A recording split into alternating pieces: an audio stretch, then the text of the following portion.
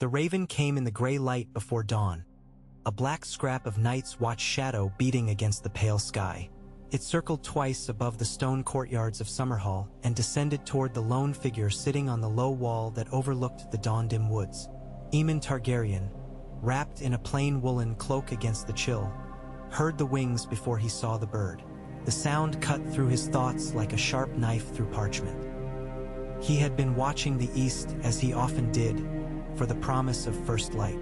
It soothed him, this quiet hour when the world still slept and the weight of learning did not yet press on his shoulders.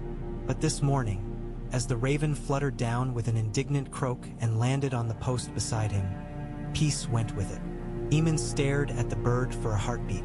Its leg bore a strip of pale leather, sealed with wax bearing the crowned dragon of House Targaryen. His hands did not tremble, but he felt something inside him give way, like old ice cracking on a winter river.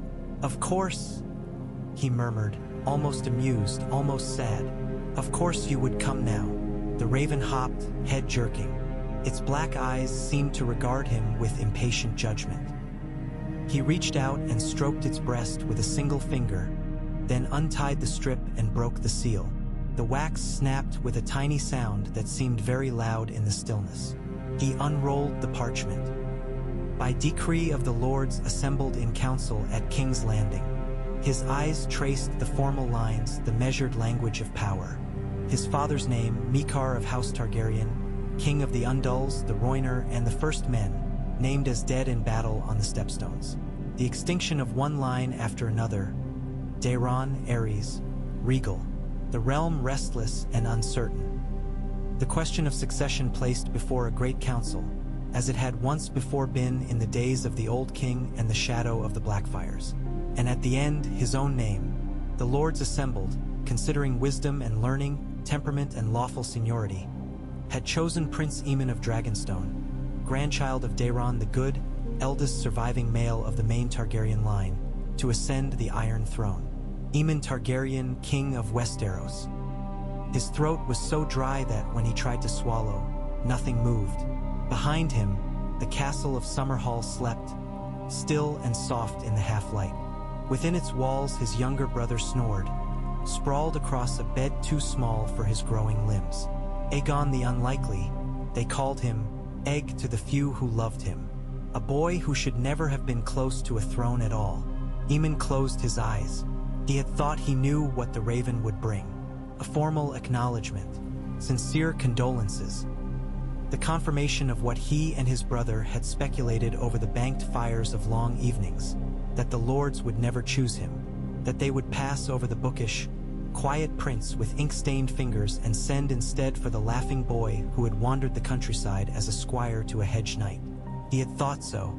He had trusted in it. The parchment crackled softly as he lowered it to his lap. "Egg," he whispered. As if summoned, he heard quick footsteps behind him, and a familiar voice still rough with sleep said, "What did the bird say? Is it from King's Landing? Do they know who they've chosen? I bet it's not you. Not that you wouldn't make a good king, but they're fools, the lot of them. They'll want someone who..." Aemon turned. His brother stood in the doorway, hair in pale silver tangles, shirt unlaced, feet bare on the cold stone. Aegon's eyes were bright with the half-fearful, half-excited eagerness of a boy on the cusp of learning whether his fortunes had risen or fallen. "They chose you," Aemon said. The boy's grin flickered. "What? They chose me?" Aemon corrected himself, voice steady now. "Prince Aemon of Dragonstone. King Aemon, if I say yes." The words hung in the air, impossible and heavy. Aegon's mouth fell open. "You're joking." He squinted at the raven, then at the parchment in Aemon's hand. "You wouldn't jest about that. Let me see." He came forward, bare feet slapping on the stones, and snatched the parchment. His eyes scanned the lines. "They actually did," he breathed. "The idiots. They actually... But you won't take it." His voice lifted with the certainty of habit. "You're going to the Citadel. You told me. You want the chain, not the crown." Aemon looked at him. Until this morning, there had been no question. The path ahead had seemed clear, if not easy. Old Town and its vaulted halls, a maester's chain around his neck, a life of service and learning far from the serpent coil of King's Landing. He had already written to the Citadel to begin the process. He had imagined the feel of metal links, each a discipline mastered, lying heavy and honest on his shoulders instead of the jagged weight of a throne made of other men's swords. He had vowed silently that he would never be a pawn on that chair of iron, that he would serve knowledge, not power. "I meant to refuse," Aemon said quietly. "I have always meant to refuse." Aegon relaxed, shoulders slumping with obvious relief. "Good, then they'll pick someone else. Maybe Uncle Aryan." "No, not him, anyone but him." He grimaced. "Maybe they'll just give it to me, for a laugh." Aemon smiled despite himself. "They may well be that foolish. See, it'll sort itself." Aegon's grin came back, crooked and hopeful. "You'll be off in Old Town with your books. I'll be off with Dunk cracking my head on a tourney field, and some poor bastard with worse luck than sense can sit on that damn chair and get cut by all those swords." Aemon studied him, his little brother who had seen far more of the realm than Aemon ever had. A boy who had slept in haylofts and eaten rough peasant stews, who knew the smell of small folk fear and the reality of their hunger, not just the ink-drawn numbers of a steward's ledger. A beau. Why, who spoke of hedge knights and puppeteers, of inns and villages and the Blackfire threat that still simmered across the narrow sea, in a way no maester's text ever could. The realm was tired. Mikar had ruled with stern iron, his father Baelor with pious severity. Before them, a long train of kings had presided over a century marked again and again by rebellion, by Blackfire banners rising against red, by fire on the field of fire and then fire no more, only steel and blood and dragons remembered. Westeros did not need another sword. It needed healing, and they had chosen him. "Aegon," Aemon said softly, "if I refuse, who do you think the council will turn to?" The boy frowned. "You said it yourself. One of the others. The great lords will squabble and shout and then pick whoever frightens them least, or whose gold they most want. And if they cannot agree?" Aemon pressed. "If the claims are tangled, tempers high, and old wounds easily provoked? What happens when men who remember the Blackfire Wars argue over whose blood is purest?" Aegon shifted from foot to foot. "They might fight," he admitted. "Again. And if they do, the realm bleeds," Aemon said. "Again." He looked down at the parchment in his hands. The words seemed to darken, to grow heavier, as if ink could turn to iron. "Maester," Aegon said stubbornly, "you're meant to be a maester. You're not meant to be a king." "No man is born meant to be a king," Aemon replied. "But some are given no honest choice." He rose from the low wall, the air bit at his face cold and sharp, clarifying. "I have always believed that knowledge is service," he said. "That to learn is to better those you serve. If the lords have chosen me, then I must ask myself, by refusing, whom am I serving? The realm, or my own preference for quiet and safety?" Aegon stared at him as if he were watching a man step slowly toward a precipice. "You hate the court," the boy said. "You hate the way they lie and flatter. You've said so." "Yes," Aemon agreed. "I do. You'll be miserable, and they'll chew you up and spit you out and call it politics. Perhaps." Aemon's lips curved, though there was no laughter in it. "But I have also said that a maester's duty is to those who cannot protect themselves, to speak truth to lords who would otherwise go unwarned. A king's duty, if there is such a thing as duty for a king, is only that writ 10,000-fold. You can't fix everything," Aegon said desperately. "No one can." "No," Aemon said, "but I might prevent a new war. I might put an end to old ones instead of inflaming them. I might give the realm a generation of peace in which to heal." He reached out and put a hand on his brother's shoulder. Aegon flinched, then stood stubborn and unyielding beneath his touch. "If there were another before me," Aemon said quietly, "if some other prince stood between my will and this duty, then perhaps I could lay it aside. But there is no one. Our brothers are dead, our uncles unreliable or unsuitable.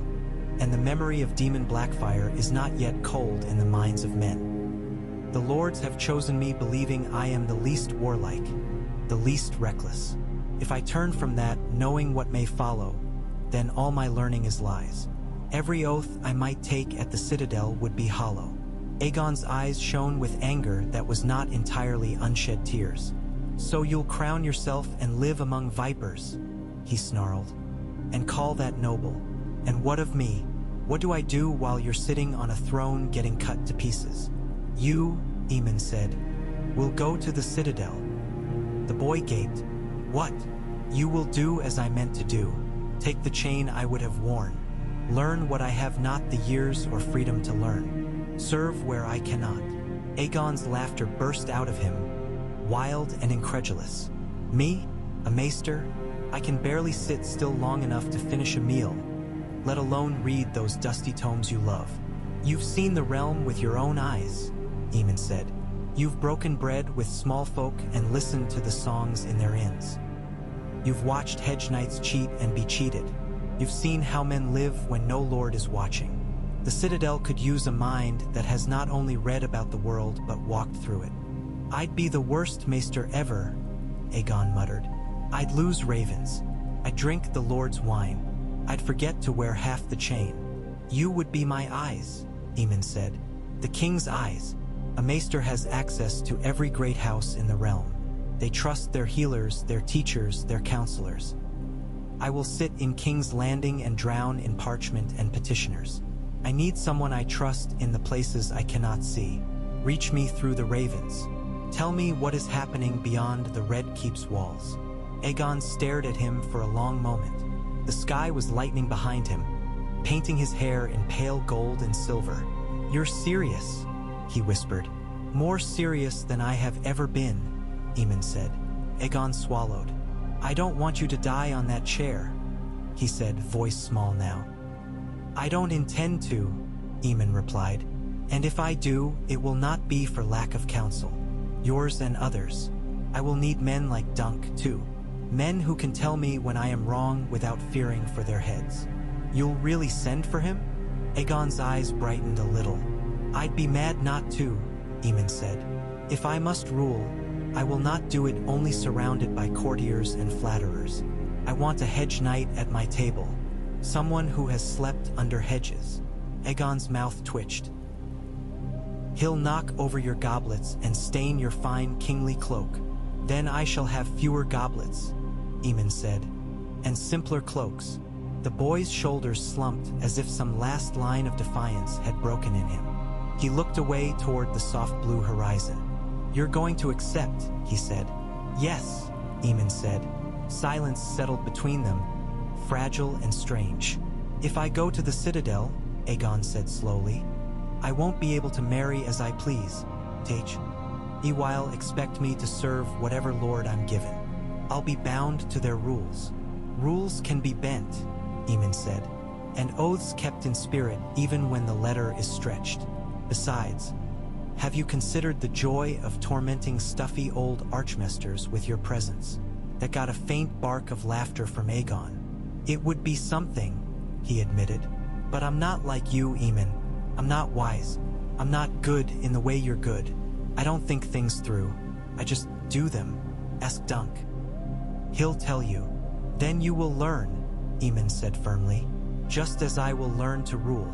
Neither of us was born to our tasks, Egg. We will grow into them or be broken by them. But we will not turn our backs. Aegon looked at him one last time, searching his face, as if he might find some crack, some hesitation. You'd make a strange king, he said at last. Better a strange king than a familiar disaster, Aemon replied. Aegon sniffed, wiped at one eye with the heel of his hand, and thrust the parchment back at him. Then go tell Dunk, he said roughly, and send your reply to the lords, before you change your mind. Aemon took the parchment and rolled it up again. The raven hopped restlessly, as if it sensed that a decision had been made. I don't think, Aemon said, that there is any turning back from this. He tied the message back onto the bird's leg, whispered the words that would send it winging south, and watched as it took flight, a small black shape against the broadening dawn. When it vanished, the sky seemed suddenly enormous, the world too wide for any one man to bear. But he would try. Years later, when old men in smoky halls argued over when the century of peace had truly begun, some would name that dawn at Summerhall. Others would say it began in the throne room of the Red Keep when Aemon first sat the Iron Throne and did not bleed. He bled, of course. The swords cut everyone. But not that day. The throne room smelled of dust and iron and the faint, lingering tang of wildfire buried deep in stone. The great hall was crowded, the air thick with the rustle of silk and the murmur of 100 whispered opinions. The lords and ladies of Westeros had come to see what manner of king they had made for themselves. Aemon walked the long path between them in plain black and red, a silver circlet about his brow instead of a crown heavy with gems. His hair had been cut shorter than was his habit, on the advice of some courtier who muttered something about seeming more martial. He doubted any amount of hair would make him look like a warrior. He walked anyway, feeling their gazes like arrows. To his left, he glimpsed the tall, familiar figure of Ser Duncan the Tall, broad as a tower in snowy Kingsguard white. The cloak sat strangely on Dunk's shoulders, as though it had been thrown over a scarecrow, but there was pride in the big knight's foolish, honest face. To Aemon's right, on a raised dais, sat the high officers of court. The Hand's chair was empty. He had refused to name one before his coronation, to the profound irritation of every lord with ambition to fill it. He paused at the foot of the throne. The Iron Throne loomed above him, a bristling mountain of twisted metal, the blades of dead foes and conquered kings welded and melted into a single brutal statement. Hundreds of daggers and swords made into one. No dragonfire had softened it in 100 years. It was ugly and magnificent, a testament to conquest and a warning to any who thought the realm was easily ruled. Once, as a boy, Aemon had stood here beside his father and stared up at it, thinking it looked like something out of a nightmare drawn by a child. Now it was his. He climbed. Each step was careful, measured. The edges of the swords glinted. Some jutted out like claws, others lay flat and deceptively smooth. His hand brushed against a pommel hammered into the shape of a lion's head, its mane worn thin by generations of king's fingers. He reached the seat and turned, lowering himself slowly. A jag of metal pressed against his thigh. Another pricked at the small of his back. He did not flinch. He shifted until he sat upright, the silver circlet casting a faint reflection in the polished blades around him. The hall had gone very quiet. A septon with trembling hands approached, bearing the crown of Aegon the Conqueror. A simple circlet of dark Valyrian steel, studded with deep rubies. He spoke the ancient words, his voice quavering on the titles. And thus do we, by the will of the lords of the realm, crown Aemon of House Targaryen, first of his name, King of the Undulls, the Rhoynar, and the First Men, Lord of the Seven Kingdoms and Protector of the realm. The crown was heavy and strangely warm as it settled upon Aemon's brow. He let the words wash over him. When the septon finished and stepped back, the hall erupted. Some shouted, "Long live the king!" Others clapped. A few, he noted with calm detachment, merely watched, faces unreadable. Aemon looked out over them and thought, "This is the weight I have chosen." When the hall had quieted again, he rose from the throne, not without extracting his cloak hem from a hooked blade, and spoke. "My lords," he said. His voice carried clearly, surprising even him. "You have honored me with your choice. You have also laid a great burden on my shoulders. I will not pretend otherwise." A low murmur. Some of the older lords looked at one another. Kings did not often speak of burdens. "I am not a warrior," Aemon said. "I am not my father, nor my grandsire, nor the kings before them. I cannot promise you victories in the field of the sort sung of in the days of the dragons. I cannot promise you that I will be a king of glory." He paused. The silence sharpened. "But I can promise you this. I will be a king who listens. I will be a king who reads. I will be a king who seeks to understand before he orders, and who weighs his words as carefully as any sword." A tit. ran through the hall from one quarter. Mockery from those who thought such things weak. He let it pass. The last century has seen more than its share of war. Aemon went on. Blackfires and Red, brothers and cousins, shedding one another's blood in fields that still lie fallow. I have read the accounts. I have seen the ledgers. I have heard the tales of widows and orphans. He let his gaze sweep across them, not lingering, but not shying away. I do not intend to preside over another such century. The realm is not a game board. Its people are not pieces. From this day, my first aim as your king will be peace. Not the peace of fear, but the peace that comes from justice, from bread on the table and a roof that does not leak when it rains. He sensed some lords dismissing this as pious nonsense. They were the ones who had not gone hungry a day in their lives. Peace does not mean weakness, Aemon said. It means strength used wisely. There will be those who test us, those who dream of black dragons or other crowns. I will not hesitate to meet force with force when I must, but I will not drag the realm into war for pride, or for glory, or for the ghosts of old grievances. The Targaryen name will not be a banner for civil slaughter again. He let that hang. Some of the older men stiffened at the implicit rebuke. To that end, Aemon said, my first act as king will be to offer amnesty to those Blackfire exiles still lingering in the free cities, if they are willing to swear true and binding fealty to this throne and renounce all claim to it, upon pain of death should they break their word. The game of black and red is over. There will be one dragon in Westeros, or none. The hall erupted again, this time in confusion and outrage. Someone shouted that it was folly. Someone else shouted that it was wisdom. A few younger lords looked intrigued, calculating. Old men muttered about Demon Blackfire's treason and how wounds that never closed would only fester. Aemon stood, quiet and still, and let them tire themselves.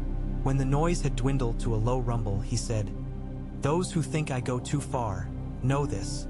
I will not bring them home unbound. They will come as hostages to peace, with Myr and Tyrosh and Lys at their backs if they wish. Let all the world see that Westeros is not afraid to trust when trust is wise, nor to punish when trust is betrayed.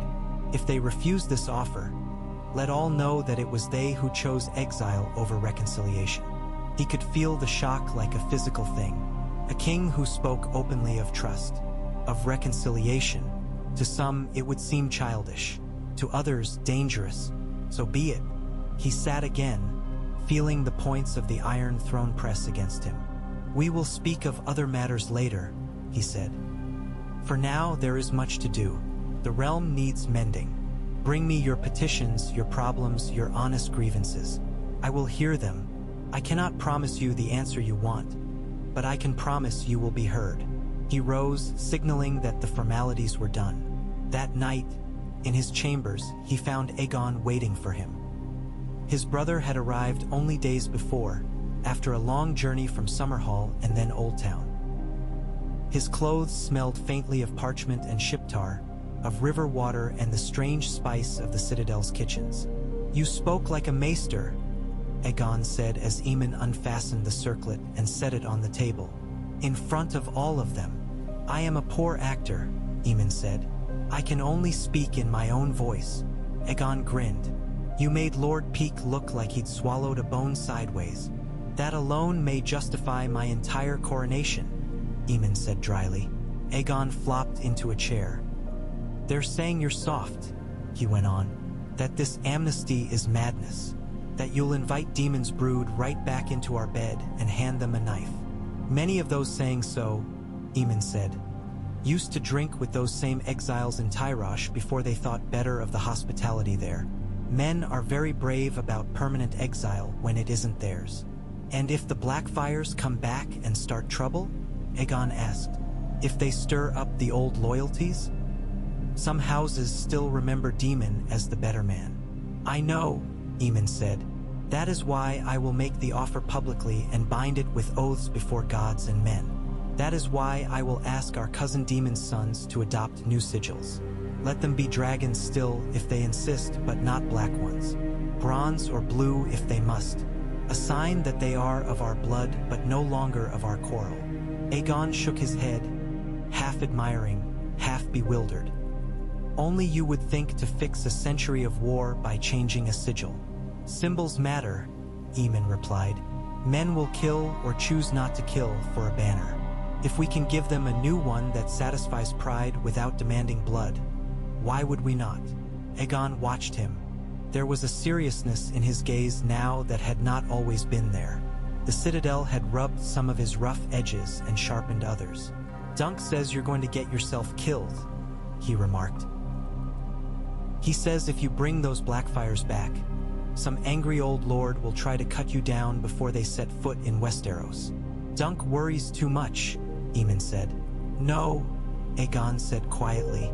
You worry too little about yourself. Aemon smiled. Someone must. He moved to the window and looked out over the city. King's Landing sprawled below the Red Keep like a restless beast.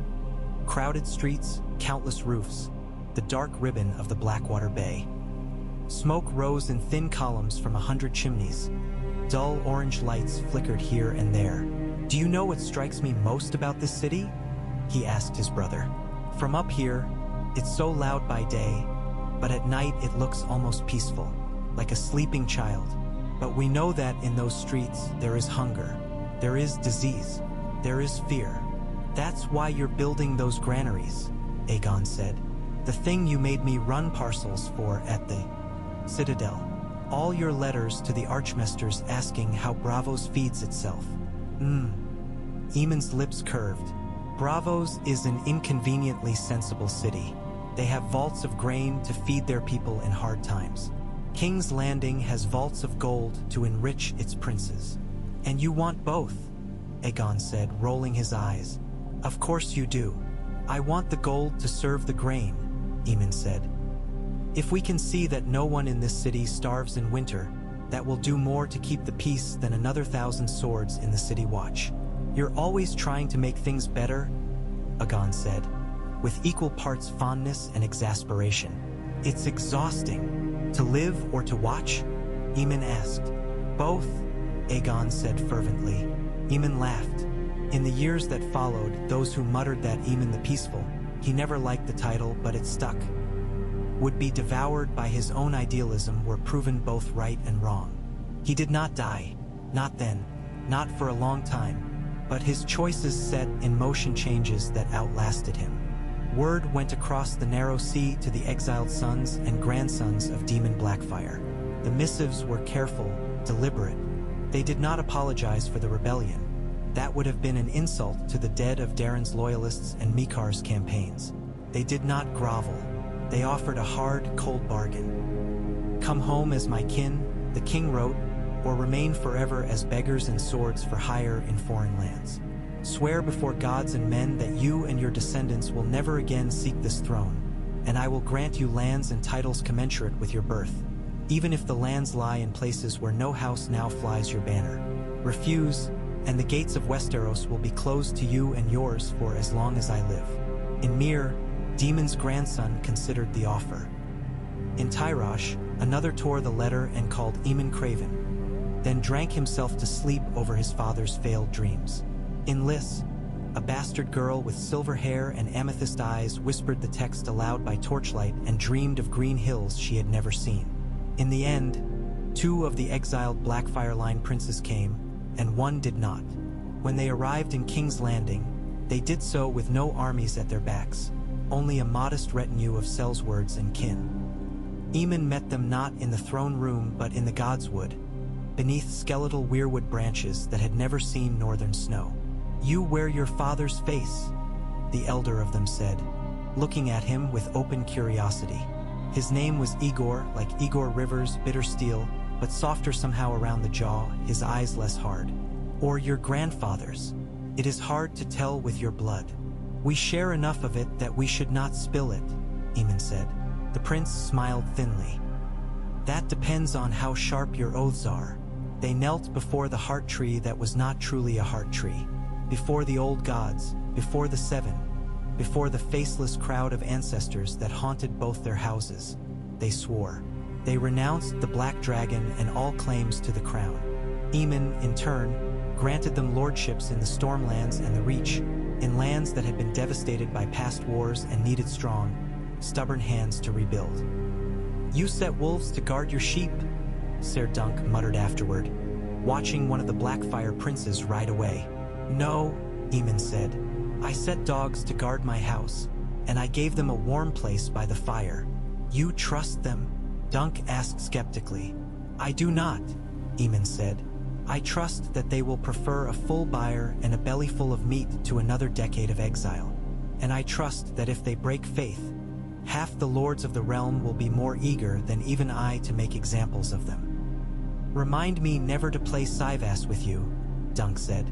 "I thought you already had," Aemon replied mildly. The impact of that amnesty rippled outward in ways no one fully understood at the time.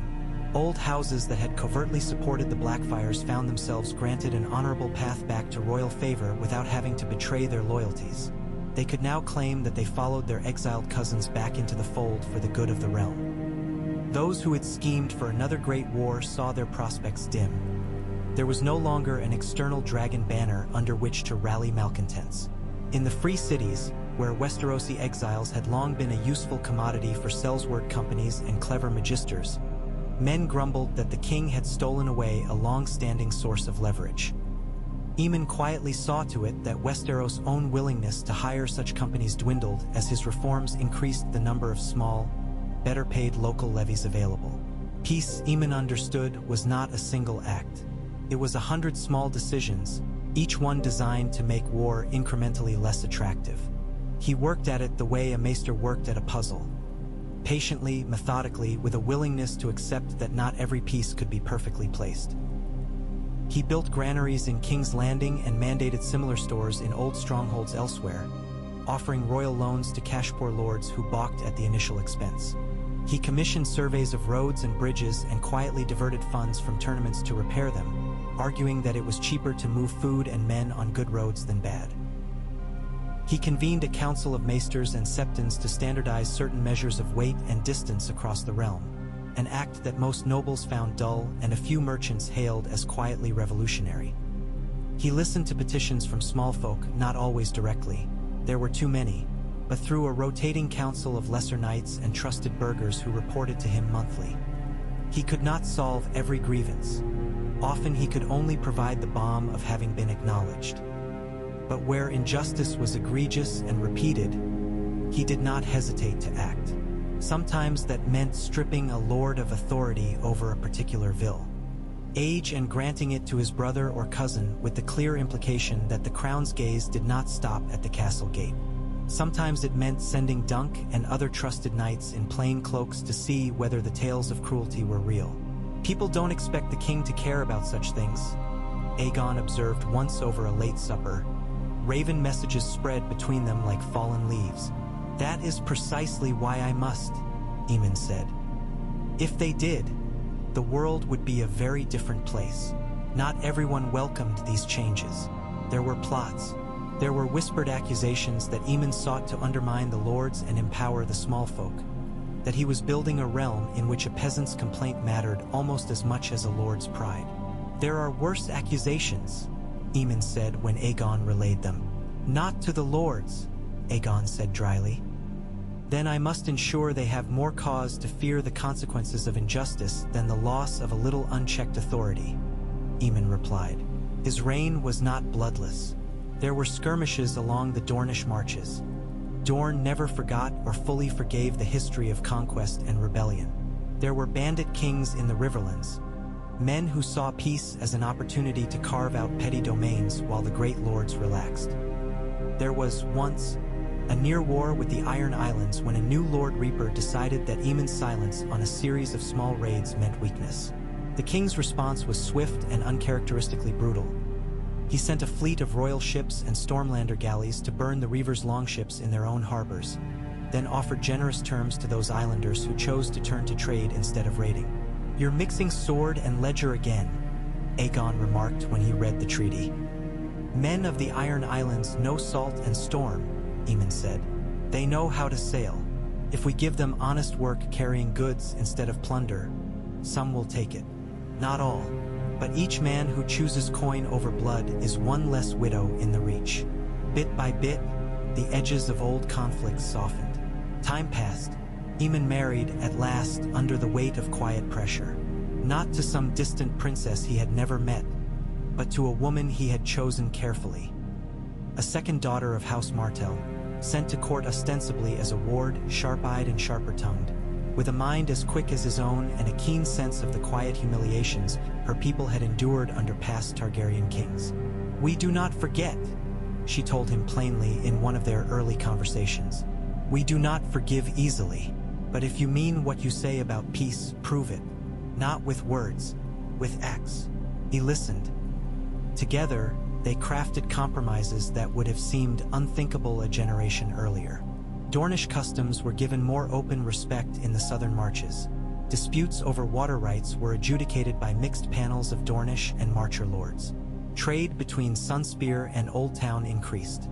There were still feuds, still hot-blooded clashes in border valleys, but fewer turned into full-blown private wars. Their children grew up in a court where Dornish wine flowed alongside Arbor gold, where septons and maesters rubbed shoulders with Dornish scholars who still followed the ways of the Rhoynar. They learned to speak not only the high Valyrian of their ancestors, but also the soft, sibilant Rhoynish tongue of their mother's people. Aemon's eldest son, Baelor, was said to have argued law with his father at 12 and beaten him in Sivas at 14. His daughter, Rhaenys, preferred the training yard to the library but could quote obscure precedents when it suited her. The youngest, Daeron, took after his uncle Aegon in mischief and charm. If the court gossip-mongers wondered whether Aemon's reforms would survive him, they often pointed to those children and speculated. "They're too soft," grumbled Lord Peake in one of his cups. "They've never seen a real war. Peace makes poets of princes and cowards of kings." Others, remembering the Blackfire banners burning on fields that still yielded less than they had before, were not so sure. Beyond the Red Keep, the longer peace began to reshape the realm in subtle ways. With fewer great wars to drain their coffers, some mighty houses turned their attention inward. In the Reach, House Tyrell invested in irrigation and new farming techniques learned from Essosi texts that maesters translated at Aemon's urging. In the north, where ancient grudges and brutal winters had always taken precedence, the lack of southern interference allowed Stark lords to focus on improving holdfasts and roads, making the long winters slightly less cruel. The Westerlands still dug gold and silver out of the earth, but with fewer wars to finance, some of that wealth trickled down into building projects and patronage. Lannisport's harbor expanded. Guilds grew stronger and wealthier, their masters beginning to think of their own interests in ways that were not always aligned with their lords. In King's Landing, the city slowly, stubbornly, almost in defiance of its own nature, became marginally less miserable. Not entirely, of course. There were still slums and stinks and rats and narrow alleys where cutthroats were quicker than the watch. But the granaries meant that, in a hard winter, fewer corpses piled in the gutters. The standardized measures and more reliable roads made trade more predictable.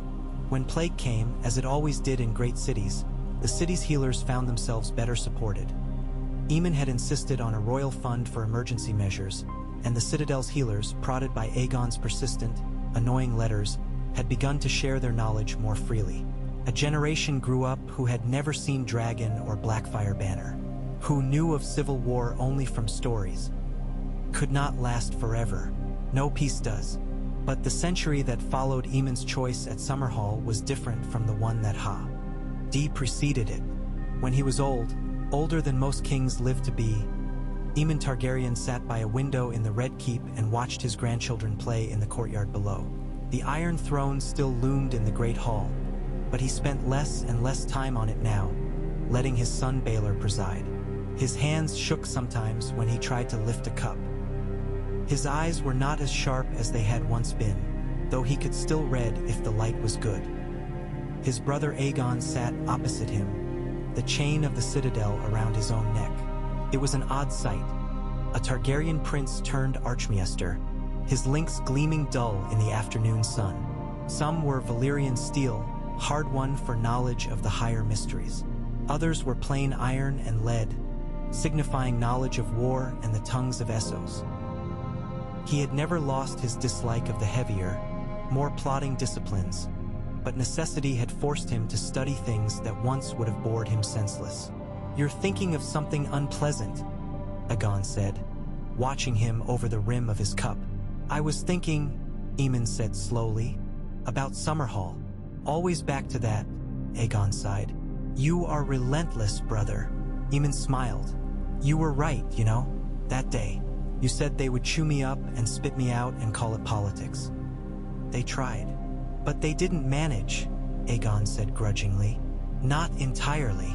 "No," Aemon said. His gaze drifted back to the courtyard. Little Mikar, Baelor's second son, was chasing one of the stable boys with a wooden sword, shrieking with laughter. His sister had climbed atop a rain barrel to shout orders as if she were leading an army. "I sometimes wonder," Aemon murmured, "what might have been if I had refused." "You'd have been buried in Old Town under a mountain of books," Aegon said. "And I'd have ended up on that damn chair or dead in a ditch somewhere." Aemon chuckled. "Perhaps. Or perhaps the lords would have chosen another cousin. Perhaps the Blackfire exiles would have raised their banners again. Perhaps we would be counting a third or fourth Blackfire rebellion now. We cannot know." "I can guess," Aegon said. "Dunk used to say you see 3 moves where other men see 1. "You give me too much credit," Aemon said. "I made mistakes, many of them." "You also fed a city that would have starved," Aegon countered. "You stopped at least 2 wars by talking until your enemies wanted to stab their ears rather than listen to you, and by the time they could, they were too tired to fight. You did well enough." "Well enough?" Aemon repeated softly. "Is that all we can hope for? At our best?" Aegon shrugged. "Probably." They sat in companionable silence. Research, Aemon had learned, was not only done in libraries. It was done in the field of human experience. He had spent a lifetime testing theories of governance not on parchment but on people. He had seen some fail with grievous cost. Others had quietly improved lives in ways that seldom made songs. Looking back across the long years, he did not see a single grand triumph. He saw a series of small, stubborn refusals to accept that "this is how it has always been" was the same as "this is how it must always be." He saw the Blackfire sigils folded away in dusty chests in Stormland keeps, replaced by new banners whose colors had never known a battlefield. He saw road commissioners arguing over tariffs instead of troop levies.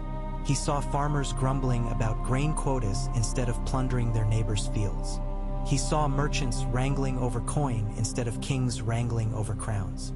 A century of war turned slowly, imperfectly into a century of argument. Perhaps that was not as noble as a dragon's roar. Perhaps no bard would ever sing stirring verses about the king who built granaries. But there were children in the streets of King's Landing who had never watched their fathers march off to die for a lord's pride. There were small folk in the Riverlands who had never seen their villages burned from horizon to horizon in the name of a claimant whose face they would never know. That was enough. "Do you regret it?" Aegon asked suddenly. "Peace?" Aemon asked. Aegon snorted. "Accepting the crown, giving up the maester's chain, trading Old Town's towers for this snake pit." Aemon considered. "No," he said at last. "I regret individual decisions. I regret some of the people who died because I misjudged or moved too slowly. I regret that I never had time to learn certain things I would have liked to learn. But the choice itself? No. I have seen what the world looks like when men in my position choose themselves over the realm. I will not regret having tried to do otherwise." Aegon shrugged. "Then there's your answer." "And you?" Aemon asked. "Do you regret taking the chain instead of the crown?" Aegon laughed. "Every time I have to sit in council with 3 archmasters who think a bowel complaint in Gulltown is more important than a potential war in the Stepstones. And every time a lordling half my age calls me maester and expects me to pretend he's wise because he owns land. And more seriously?" Aemon prodded. Aegon's smile softened. "Sometimes I wake in the night and think of Dunk," he said quietly. "Of the old days, of roads and inns and not knowing where we'd sleep next. But then I remember the faces of the children in those villages. And I remember what we saw in the Blackfire camps. No, brother, I do not regret being where I am when I can send a raven that stops a foolish lord from starting something he cannot finish. Aemon nodded. In that case, he said, we are each where we ought to be. He rose with some difficulty, leaning on his cane. You're going to that council? Aegon asked. Yes, Aemon said. There is a dispute between two merchants from Volantis and Dorne over spice tariffs. If I do not attend, they will shout at one another until Baelor gives in just to have them removed. Truly the stuff of legend. Aegon said solemnly. Truly, Aemon agreed, lips twitching. He walked slowly from the room. In the years to come, maesters would argue over how much of what followed could truly be laid at the feet of Aemon's reign. Some would say that his reforms merely accelerated changes already underway. Others would credit him with nothing less than altering the very nature of power in Westeros, however slightly. But when small folk told stories in cottage and tavern, they did not speak of metrics and reforms. They spoke of a king who had once sent grain to a village that had lost its harvest to blight, and of a queen who had ordered a cruel knight whipped in his own hall for abusing a peasant girl, and of a prince who rode north in winter to negotiate a border feud rather than sending an army. They spoke of a long quiet between storms. On certain rare nights, when the sky was clear and the moon full, an old man with pale hair could sometimes be seen on the highest balcony of the Red Keep, looking south toward Summerhall, where a decision had once been made between dawn and daylight. No dragons had been born that day, no swords had clashed, no songs had been sung, but a raven had flown, and a young man who loved books more than crowns had chosen the heavier burden. That choice, more than any battle, had changed a century of war into something else. Not perfect peace. There is no such thing in Westeros, but something close enough that for a long, long while children learned of war first from stories, not from the sound of drums on their own streets. And in the quiet spaces between those stories, a different kind of song took root. One that spoke not of conquest, but of keeping what had been won with care instead of fire.